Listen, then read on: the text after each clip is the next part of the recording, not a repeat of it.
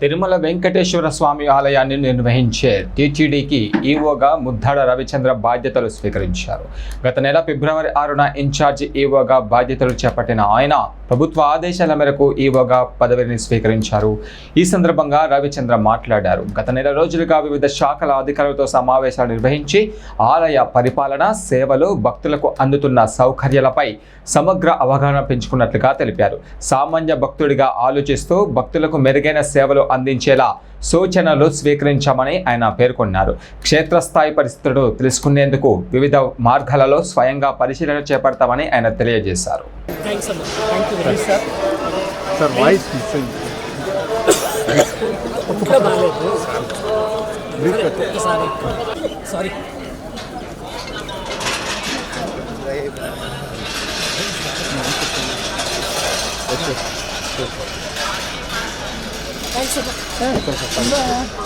ఇలా అంటే ఫిబ్రవరి నెల 6వ తారీఖున పూర్తి అదనపు బాధ్యతల కింద తీసుకోవటం జరిగింది.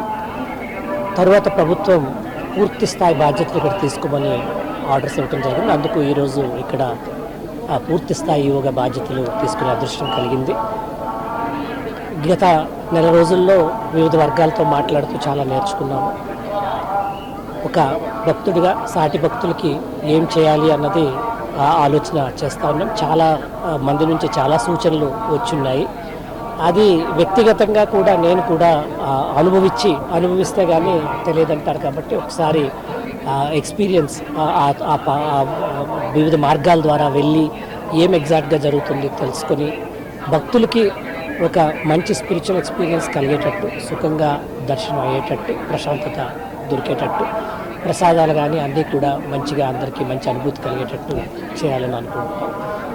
దేవుని మీద చాలా నమ్మకం ఉంది అందరికీ. ఆ నమ్మకాన్ని ఇంకా పెంచి పెద్ద చేయాలని ఆలోచన. Thank you.